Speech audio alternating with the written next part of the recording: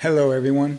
I thought we'd go over this new release, the Fuji X-T30. I really think this camera is sort of entering the realm of something that I feel is sort of reasonably priced for real estate photographers. And as you guys know, if you haven't caught my many previous videos about cameras for real estate, you know I personally feel that crop sensor bodies are really sort of that sweet spot for real estate where we're getting all the quality we need and yet we're not paying very high prices. On the other end of the spectrum, I think full frame is fine. I feel like you tend to have to pay quite a bit more, maybe even double for your system.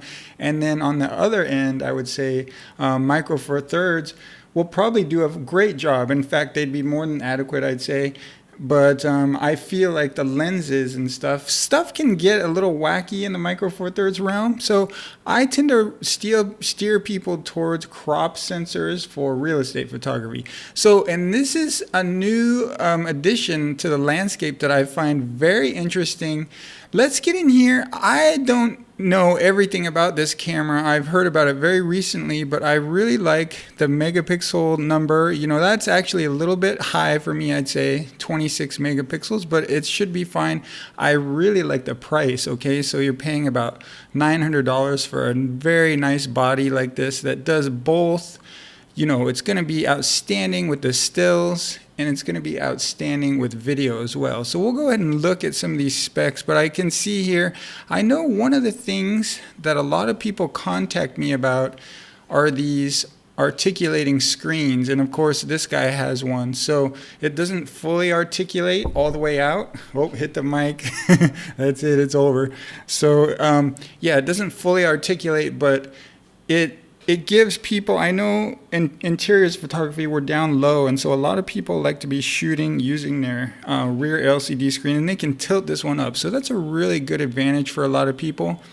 Let's just head down here to the specs, I'd say, and just go through this, not line by line or anything. But one of the things I'm really liking about this camera is the video capabilities I'm seeing.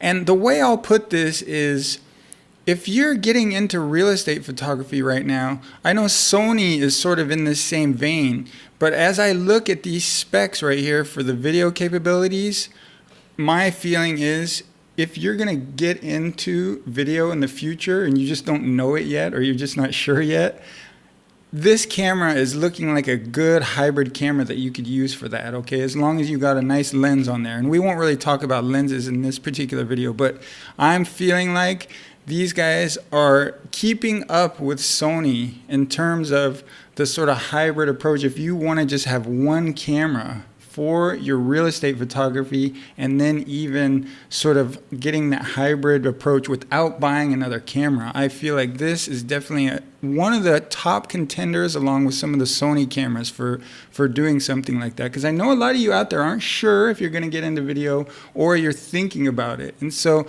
one way I would put this about this particular camera is, I often answer this question for people in this way because I'm not myself looking at like switching systems. I use Nikon crop bodies for my real estate. So if somebody stole all my crop bodies right now and all my lenses and I just had to start over, this would definitely be in...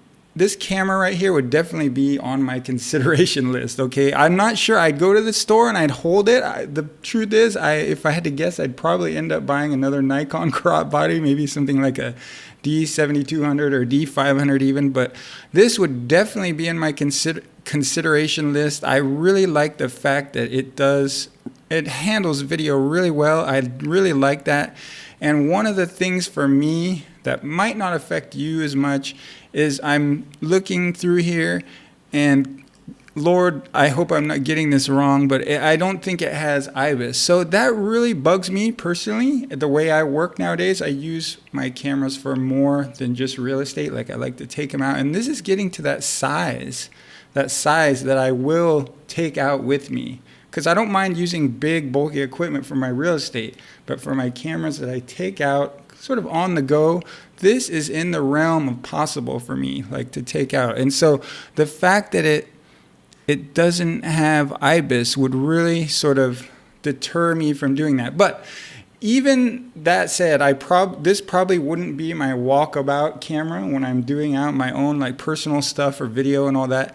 But I think, you know, this camera would be a great camera for tripod work, interiors work, and also a lot of the stuff I do is I take my camera off that tripod and I get my exteriors handheld, just walk around the house, get my exteriors handheld, and this is a great size for it. It looks like it has a nice little form factor to me, just in terms of holding in your hand, not too big, not too small. And so, in other words, the IBIS really wouldn't bug me, or the lack of IBIS really wouldn't bug me, just for if I'm just using it for real estate. The only problem I have is if I started to get into video for myself, I'd really want a really good IBIS system so you can just do like sort of quick walk into rooms and just stuff like that. So that's one thing that bugged me about this camera for me, myself. All right, so the last thing I'll note here, I just want to sort of put this camera on the landscape for real estate photographers, at least, you know, the people that are looking to me for recommendations, is that the reason, the last reason is of course you can see here the Camranger 2 coming later this year. It will have Fuji support. All right, so this camera will be working with Camranger. So that's why it would personally be on my landscape, and you know, definitely in the realm of possible cameras to use for real estate photography. And I know you guys, a lot of the guys out there are using the X-T3s, great sounding, great looking cameras. I love what I see as well. So if I had to jump ship anywhere myself for my real estate work, it would probably be Fuji from Nikon, but I'm not looking at doing anything like that. But once again, I think this is a very considerable camera for real estate photographers, especially considering this new development with the Camrangers. If you're looking to shoot like me and the whole one light thing, and you know, not bringing a lot of equipment, you really need that Camranger support. Okay, and they're going to have that later. It says later this year. They don't give any dates at all right? So all right, I hope that's helpful. You guys leave in the comments if you've been enjoying the X-T3s. I know those look like amazing cameras too. So Fuji's doing some exciting stuff along with Sony, who I'm personally not as interested in Sony for some reason, but I know there's a lot of good information out there on YouTube about those cameras. So, you know, you can go elsewhere for that, of course. All right. So guys, thanks for watching. I'll see you next time.